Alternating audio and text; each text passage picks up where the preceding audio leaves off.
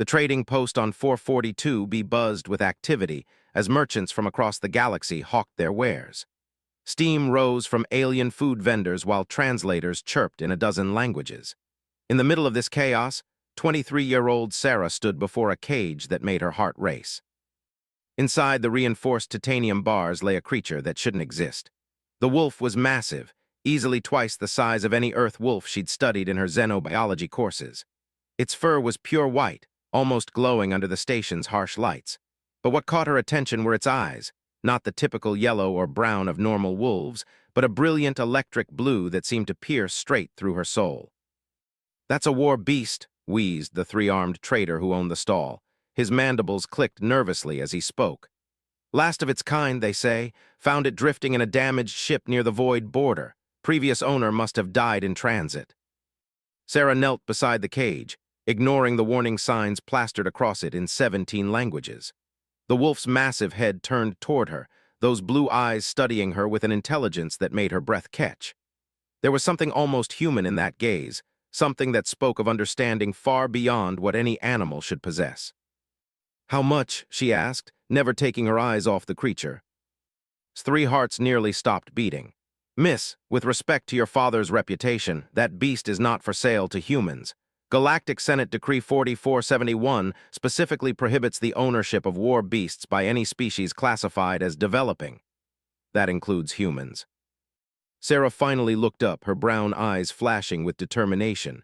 "I didn't ask about regulations, I asked about price." The alien trader's skin shifted from yellow to a nervous green. Everyone in this sector knew about the human billionaire who had revolutionized interstellar shipping with his quantum drive technology. His daughter was just as stubborn and 10 times more dangerous when she set her mind on something. 50 million credits, said, hoping the astronomical price would deter her. Plus transport costs, specialized habitat construction, feeding requirements, medical care, and... He trailed off as Sarah tapped her wrist communicator. "Transfer 50 million credits to trader license GTX 7749, she said calmly. Within seconds, his account balance jumped by an amount that could buy a small moon. The mandibles clicked frantically. "Miss, please reconsider. The Galactic Senate will not appreciate this purchase. War beasts are considered too dangerous for human ownership. They were bred for combat during the Third Expansion War. This creature could kill 100 trained soldiers without breaking a sweat." Sarah stood, brushing dust from her expensive outfit. "Then it's a good thing I don't plan on fighting it. Arrange transport to my private research facility on Luna Station. I want it there within 24 hours, alive and unharmed." As she walked away, the wolf's eyes never left her retreating form. Something passed between them in that moment, a connection that neither fully understood but both recognized as significant. Word of the purchase spread through the galactic communication networks faster than a quantum pulse. By the time Sarah's private transport reached Luna Station, half the galaxy was buzzing with outrage, disbelief, and morbid curiosity. On the Galactic Senate floor, representatives from 200 worlds erupted in chaos.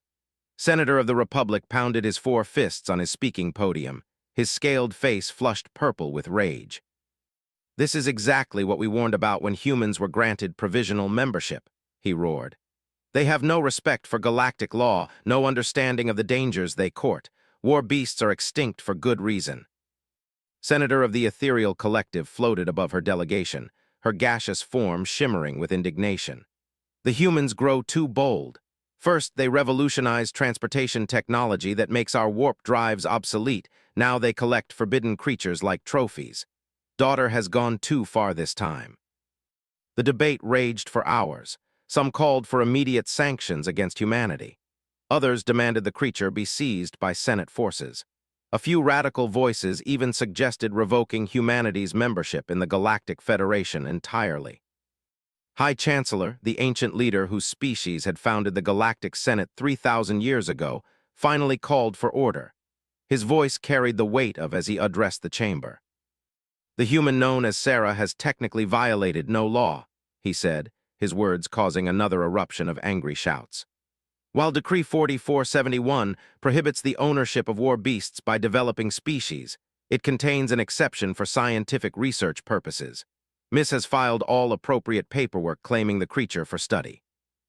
It's a loophole, Senator snarled. A legal technicality designed to circumvent our authority.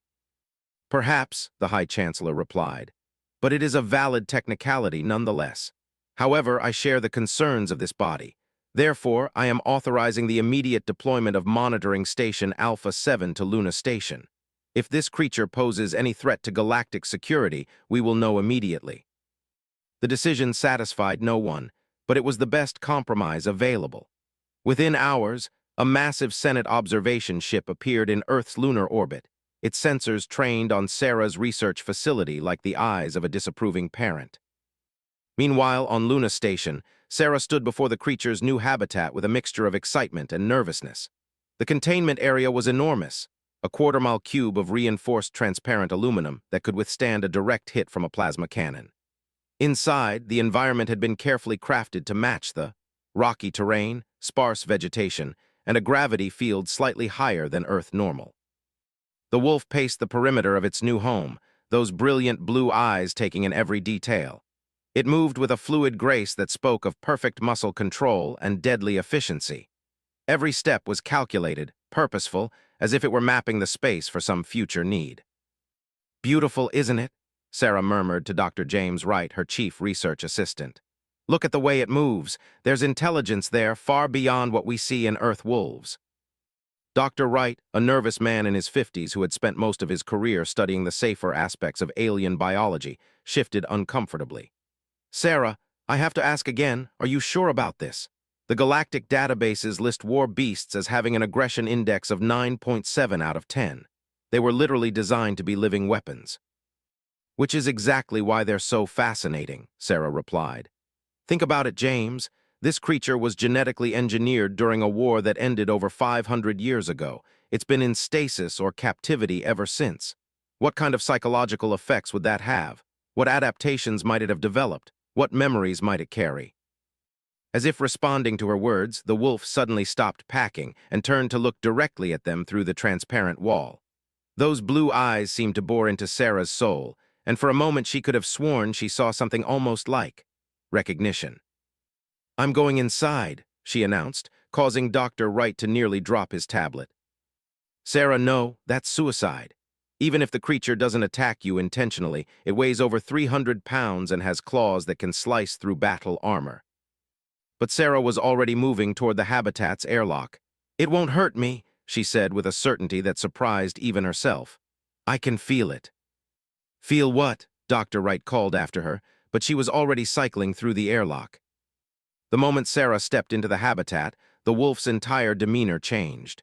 The predatory alertness faded, replaced by something that looked almost like curiosity. It approached her slowly, each step deliberate and non-threatening.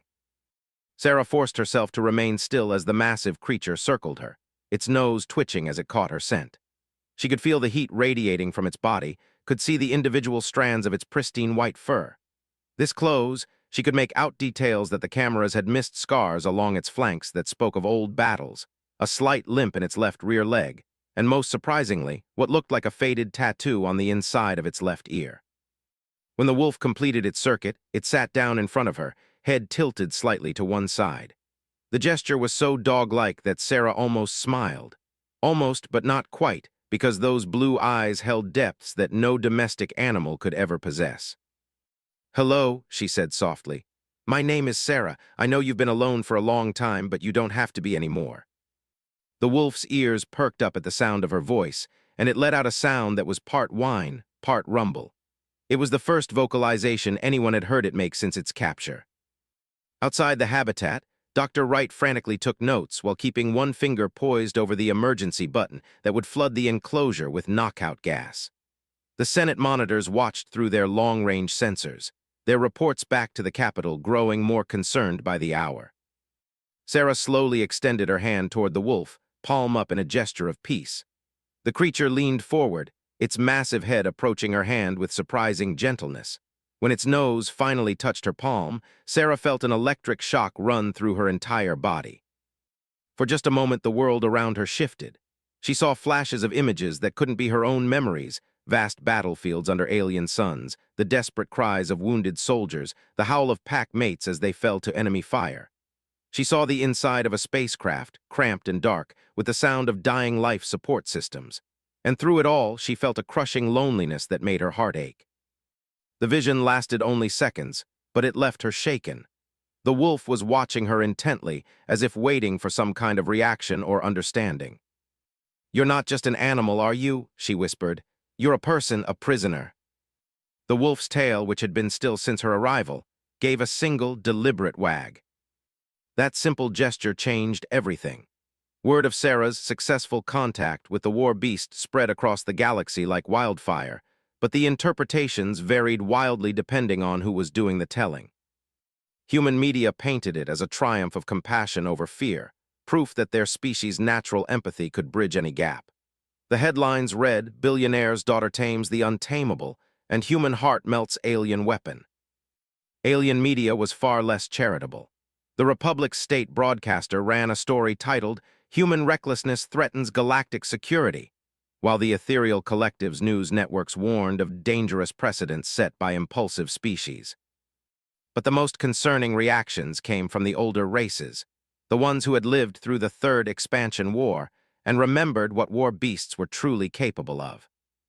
On the distant world of Nexus Prime, in a heavily fortified compound that officially didn't exist, General OK of the former Hegemony Alliance watched the footage of Sarah and the wolf with growing alarm. His cybernetic eye whirred as it analyzed every frame, looking for details that others might miss. "Sir," his aide said nervously, "the beast appears to be responding to the human female in ways we've never documented. Our experts believe it may be exhibiting pack-bonding behavior."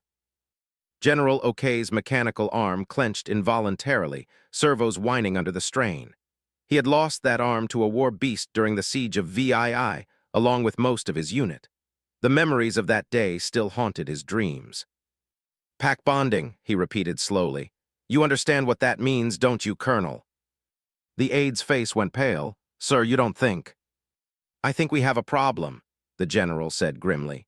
War beasts were genetically programmed with absolute loyalty to their pack leaders.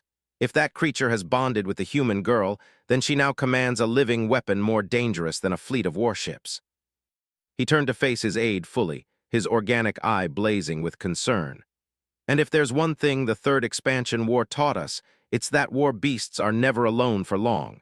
They have ways of calling to their own kind, even across the vastness of space." Back on Luna Station, Sarah was discovering that truth firsthand. 3 days after her first contact with the wolf, she had taken to spending most of her time in the habitat. The creature, whom she had named Ghost for his pale coloring, had become increasingly responsive to her presence. It was during one of these visits that the first sign appeared. Sarah was sitting cross-legged on the habitat floor, reading through research files while Ghost lay nearby, when the wolf suddenly raised his head and let out a long, haunting howl. The sound sent chills down Sarah's spine, but not from fear. There was something beautiful about it, something that spoke of vast distances and ancient bonds. Ghost had never made such a sound before. Dr. Wright's voice crackled through the comm system. "Sarah, you need to see this. We're picking up some kind of signal emanating from the habitat. It's very low frequency, almost subsonic, and it's pulsing in a pattern we don't recognize." Sarah looked at Ghost, who was watching her with those brilliant blue eyes. "He's calling to someone," she realized aloud. "But who? The files say war beasts are extinct." "The files," Ghost seemed to say without speaking, his gaze steady and meaningful, "are wrong." As if to emphasize the point, Ghost lifted his head and howled again. This time, the sound seemed to carry further, reaching out across space itself. And somewhere in the darkness between the stars, other voices began to answer. The emergency session of the Galactic Senate convened at 300 Standard Time, rousing representatives from sleep cycles across 200 worlds. The central chamber blazed with artificial light as beings of every conceivable shape and form took their positions, their faces grim with concern. High Chancellor's ancient features were drawn with exhaustion, but his voice carried clearly across the vast space. "Fellow senators, we face an unprecedented situation. 6 hours ago, our monitoring stations detected 17 separate quantum signatures appearing at the edge of the Sol system. A holographic display materialized above the chamber floor, showing the positions of unknown vessels arranged in a perfect hexagonal pattern around Earth's solar system. Each ship was massive, easily dwarfing the largest Senate dreadnoughts. Senator of the Republic rose from his seat, his scaled face flushed with rage. I told you this would happen. The human girl's acquisition of that creature has awakened something that should have remained buried. The ships appear to be of origin, continued the High Chancellor, ignoring the outburst. Our confirm that the design matches vessels from the Third Expansion War, though these ships are far larger than anything in our historical records. Dr. Earth's representative to the Senate stood slowly. She was a small woman in her 60s, but her voice carried the authority of someone who had spent decades in interstellar diplomacy. Honored Chancellor, Earth requests permission to make contact with these vessels. If they're here because of our citizens' actions, then we should be the ones to address the situation. The chamber erupted in angry shouts and clicking mandibles. Senator of the Ethereal Collective's gaseous form shimmered with agitation as she spoke. Absolutely not. Humans have caused enough damage already. This situation requires the full authority of the Senate to resolve. With respect, Doctor replied calmly, the vessels have made no hostile moves. They're simply waiting. Perhaps we should ask ourselves what they're waiting for. The answer came sooner than anyone expected. On Luna Station, Sarah woke from an uneasy sleep to find Ghost standing at the edge of his habitat, every muscle tense with anticipation. His head was tilted toward the ceiling, as if he could hear something beyond the range of human perception. "What is it, boy?" she asked, though she had a growing suspicion she already knew. Ghost turned to look at her, and in his brilliant blue eyes she saw something new hope. The habitat's communication system crackled to life with Dr. Wright's excited voice. "Sarah, get down here immediately. We're receiving a transmission, and it's... Well, you need to hear this for yourself." Sarah hurried to the control room, where her entire research team was gathered around the main communication console. The signal coming through was unlike anything in their databases, a complex pattern of harmonics that seemed to bypass the ears entirely and resonate in the bones. "It started 5 minutes ago," Dr. Wright explained, his face pale with excitement and fear. "The transmission is directed specifically at this facility, using a frequency that perfectly matches the calls Ghost has been making." "Can you translate it?" Sarah asked. Dr. Wright shook his head. "We're trying, but it's not really language as we understand it. It's more like music or emotional resonance. Our computers can't make sense of it, but..." He gestured toward the habitat viewing wall. Inside, Ghost had begun to pace in a specific pattern, his movements synchronized with the incoming transmission. It was clearly a response, a conversation carried out in ways that human science couldn't fully comprehend. "He's talking to them," Sarah breathed. "They're his pack." The realization sent a chill through everyone in the room. If Ghost was communicating with the ships surrounding Earth, then the situation was far more complex than anyone had imagined. Sarah made a decision that would echo through galactic history. "Open a communication channel to the Senate monitoring station. Tell them I'm going into the habitat to establish direct contact." "Sarah, no," Dr. Wright protested. "We don't know what Ghost might do if those ships are giving him orders." But Sarah was already moving toward the airlock. "He won't hurt me," she said with the same certainty she'd shown days earlier. "Whatever's happening here, I'm part of it now." The moment Sarah entered the habitat, Ghost's behavior changed dramatically. He stopped packing and approached her with an urgency she'd never seen before. When he reached her, he did something completely unexpected.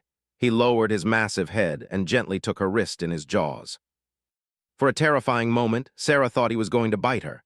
But Ghost's grip was gentle, almost reverent. She felt the slight pressure of his fangs against her skin, but they didn't pierce the flesh. Instead, she felt that same electric shock she'd experienced during their first contact, only stronger. The world around her exploded into light and sensation. Suddenly, Sarah wasn't standing in the habitat anymore. She was floating in space, surrounded by ships that imagination. Each vessel was a work of art as much as a weapon, their hulls shaped like great wolves running through the cosmic dark. She could feel the presence of thousands of minds, all connected through bonds that transcended species and space. A voice spoke in her mind, not in words but in pure meaning. "Pack sister, you have called us home." "I don't understand," Sarah thought back. "Who are you? What do you want?" Images flowed through her consciousness, memories that weren't her own but felt as real as her childhood.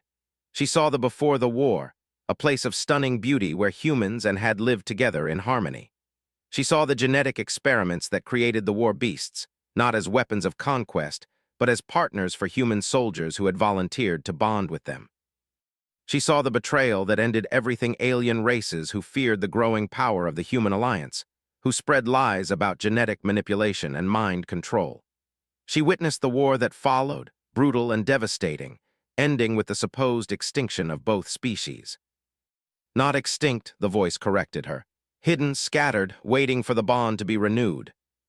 Sarah saw the truth then. Ghost wasn't just a war beast, he was something far more precious. He was a keeper of memories, a living link to a time when two species had achieved perfect symbiosis. The other ships weren't invaders, they were exiles coming home. The pack remembers, Ghost's mental voice joined the chorus. We have waited in the dark places between stars, keeping the old ways alive. When the young pack sister called, we knew the time of hiding was over. The vision began to fade, but before it completely disappeared, Sarah saw something that made her heart race with excitement and terror. In the largest of the approaching ships, she glimpsed thousands of stasis chambers, each containing the preserved form of a human who had bonded with their partner centuries ago. The descendants of both species, sleeping through the ages, waiting for someone to wake them up. Sarah gasped as the vision ended, finding herself back in the habitat with Ghost's concerned blue eyes watching her intently. She was shaking, overwhelmed by the magnitude of what she'd learned. The Senate needs to know, she whispered. They need to understand what really happened during the Third Expansion War. But even as she spoke, alarms began blaring throughout Luna Station. Through the habitat's transparent walls, she could see her research team running between control stations, their faces tight with panic. Dr. Wright's voice crackled through the comm system. Sarah, get out of there now. The Senate fleet just arrived in Earth orbit and they're powering up their weapons. They think the ships are preparing to attack. Sarah felt Ghost tense beside her, his mental voice carrying a note of deep concern. Pack sister, the old enemies have come. They still fear what we represent. Through their bond, Sarah could sense the emotions of the other ships as they detected the Senate fleet's aggressive posture. 5 centuries of hiding, of being hunted and hated, had left deep scars. Some of the pack wanted to fight, to finally have their revenge on those who had destroyed there. But cooler heads prevailed, led by the ancient minds in the largest ship. We did not come for war, they projected to Sarah through Ghost. We came because the bond has been renewed. We came for hope. Sarah realized she was standing at the crossroads of galactic history. In one direction lay another devastating war, with her planet caught in the middle. In the other direction lay the possibility of truth, reconciliation, and perhaps even a new golden age of cooperation. The choice, she understood with crystal clarity, was hers to make. She placed her hand on Ghost's massive head, feeling the warm intelligence that dwelt behind those blue eyes. Can you help me talk to both fleets? Can you help me prevent another war? Ghost's response came not in words but in actions. He raised his head and let out a howl that seemed to shake the very foundations of Luna Station. But this wasn't the lonely call she'd heard before. This was a song of greeting, of peace, of hope for the future. The sound was picked up and amplified by the ships, their combined voices creating a harmony that reached across space to touch every soul in the solar system. Even the hardened Senate fleet commanders found themselves moved by the beauty of it. But beauty alone wouldn't prevent a war. For that, Sarah would need to do something that had never been attempted in galactic history. She would need to bridge 5 centuries of hatred, fear, and misunderstanding with nothing more than the truth. As the two fleets faced each other across the void, Sarah began to speak. And for the first time in 500 years, both sides listened. The communication chamber on the Senate flagship Eternal Justice had never hosted such an unusual gathering.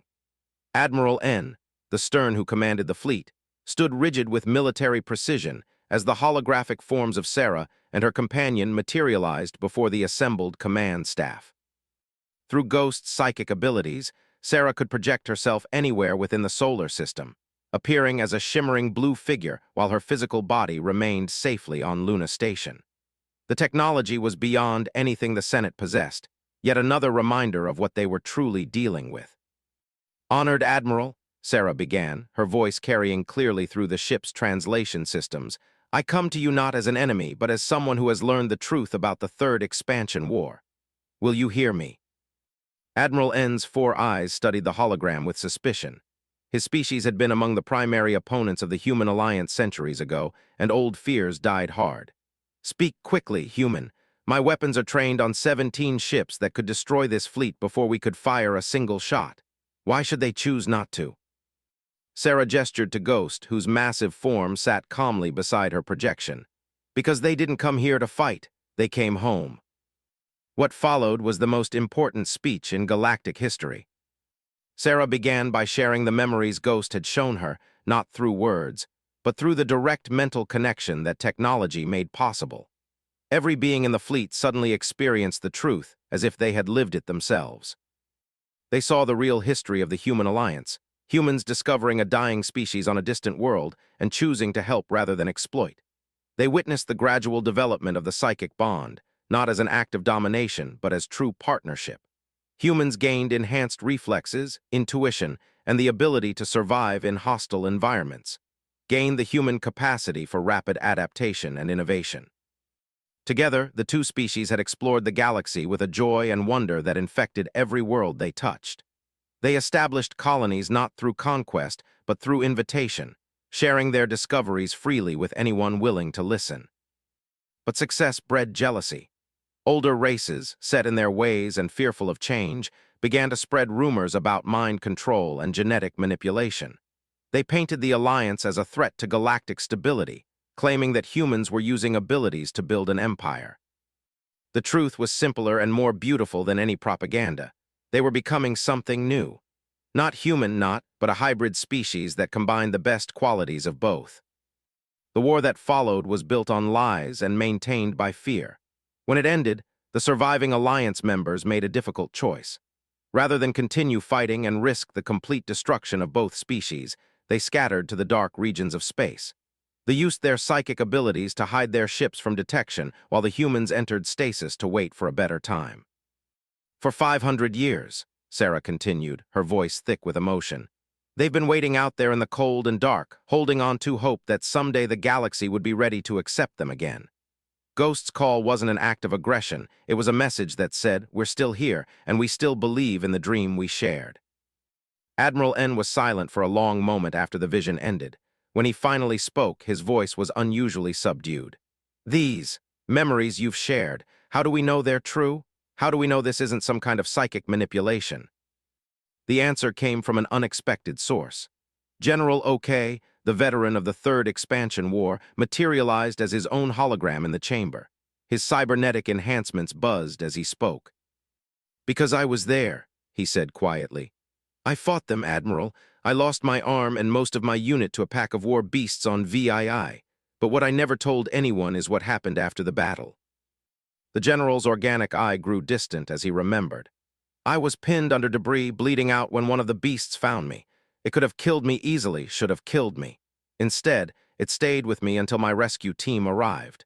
It kept the scavengers away and even tried to stop my bleeding with its own body heat." He looked directly at Sarah's projection. "The memories you've shared, they explain what I could never understand. That creature wasn't showing me mercy, it was showing me grief. It mourned the violence just as much as I did." The revelation sent shockwaves through both fleets. If even their most decorated war veterans admitted the possibility of deception, then everything they'd believed for centuries might be wrong. But it was Senator of the Republic who raised the crucial question from his position aboard the Senate command ship. "Even if your version of history is true, what happens now? How do we integrate 17 ships full of beings who've been hiding from us for 5 centuries? How do we explain to our people that we've been living a lie?" Sarah felt Ghost's warm presence in her mind, lending her strength and wisdom. "The same way humanity learned to change," she said.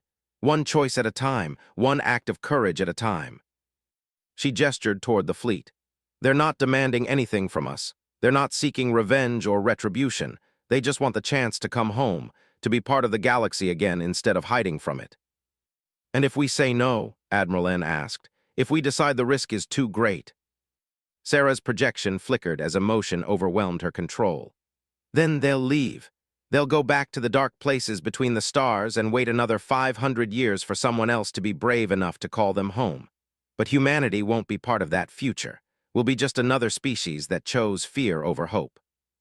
The silence that followed stretched for long minutes. In that quiet space, something remarkable happened. The truth that Sarah and Ghost had shared began to work its way through the hearts and minds of beings across both fleets. Slowly, carefully, individuals began to make their choice. It started with Dr. Earth's representative, who opened a direct communication channel to the flagship. "This is Doctor of Earth," she said, her voice steady despite the magnitude of the moment. "On behalf of humanity, I would like to formally invite you to return to the community of civilized worlds." One by one, other voices joined hers. The commander of the Lunar Defense Force, expressing his willingness to provide safe passage. A junior senator from the Tau system, speaking of the wonders that could be achieved through renewed cooperation. Even some members of the Senate fleet began to express support for peaceful resolution. But the most important voice belonged to High Chancellor himself, speaking from his chambers on the Senate. "I have lived for 3,000 years, the ancient being said, his words carrying across space to reach every ship in both fleets. "I have seen empires rise and fall, watched species evolve from primitives to spacefaring civilizations. In all that time, I have learned one fundamental truth: progress requires change, and change requires courage." His pause was measured, deliberate. "I am too old and too tired to continue living in fear of what might be. If these returning children of humanity and truly seek peace, then let us give them the chance to prove it." The formal vote took 6 hours. When it was complete, the result was closer than Sarah had hoped, but clear enough to matter. By a margin of 7 votes, the Galactic Senate chose to welcome the Alliance refugees home. But voting was only the beginning. The real work started when the first ship docked at Luna Station, and Sarah found herself face to face with beings who existed at the intersection of humanity and something far greater. They emerged from their ship looking like humans, but everything about them was enhanced. They moved with the fluid grace of their partners. Their eyes held depths that spoke of psychic abilities beyond normal comprehension, and their very presence seemed to radiate a calm confidence that had been forged through centuries of hardship. The woman who stepped forward to greet Sarah appeared to be in her early 30s, though Sarah knew she was actually over 500 years old. Her hair was white as snow, matching the fur of the magnificent who walked beside her, and her eyes were the same brilliant blue that Sarah had learned to love in Ghost. "I am," the woman said, her voice carrying harmonics that seemed to resonate in Sarah's bones, "pack leader of the vessel Song of Stars. In the old tongue, we called you First Friend, the one who calls the pack home." Sarah felt tears running down her cheeks as she reached out to take offered hand. The moment their skin touched, the world exploded into light and sensation as dozens of minds welcomed her into their extended family. For the first time in 5 centuries, the pack was truly complete. The integration process wasn't easy. Fear and suspicion on both sides had to be carefully managed. Some Alliance members struggled to adapt to a galaxy that had changed dramatically during their exile. Some galactic citizens couldn't overcome their inherited prejudices against the returning refugees. But slowly, carefully, progress was made. Alliance technology revolutionized everything from medicine to space travel. The psychic bonds that connected humans and proved incredibly useful for coordinating rescue operations, scientific research, and diplomatic missions. Within a year of their return, Alliance teams were helping to resolve conflicts that had festered for decades. Sarah became the first official ambassador between the Alliance and the Galactic Senate, a position that required her to spend half her time in space and the other half learning to manage her own growing psychic abilities. Ghost never left her side, their bond deepening with each passing day until it became impossible to say where Sarah ended and he began. But the greatest change came in humanity itself. Young humans from across Earth and its colonies volunteered for the bonding process, eager to experience the enhanced awareness and connection that Sarah had found. Not all were successful. The bond required a rare combination of empathy, courage, and mental flexibility. But those who achieved it became bridges between the old galaxy and the new. 5 years after Sarah's fateful purchase on 442B, she stood on the observation deck of New Station, watching ships from dozens of worlds dock at the sprawling complex. Alliance vessels worked alongside Senate ships, their crews collaborating on projects that would have been impossible for either group alone. Ghost lay beside her, His massive frame relaxed in the artificial sunlight streaming through the transparent aluminum walls. Through their bond, Sarah could feel his contentment, his joy at seeing the dream of their people finally becoming reality. "Any regrets?" she asked him silently. His response came not in words, but in a flood of warm emotion that spoke of family, home, and hope fulfilled. And underneath it all, Sarah felt his unshakable faith in the choice she had made that day in the trading post, the choice to see a person instead of a weapon, a friend instead of a threat. The galaxy was changing, growing into something better than what it had been. And it had all started with a young woman who was brave enough to look into a pair of blue eyes and see not a monster, but a soul crying out to come home. In the distance, a new ship was approaching the station. Its hull bore the markings of the Deep Survey Corps, and Sarah knew it carried another group of young humans ready to take the next step in their species' evolution. Soon, there would be new bonds formed, new friendships forged between human hearts and souls. The pack was growing, and the galaxy would never be the same. As Sarah watched the ship dock, Ghost raised his head and let out a soft howl of welcome, not the lonely call of exile, but the joyful song of family welcoming new members home. Other voices joined his from across the station, alliance and non-alliance alike, all adding their own notes to the harmony. It was the sound of hope itself, echoing through the stars, promising better days ahead for all who were brave enough to answer its call.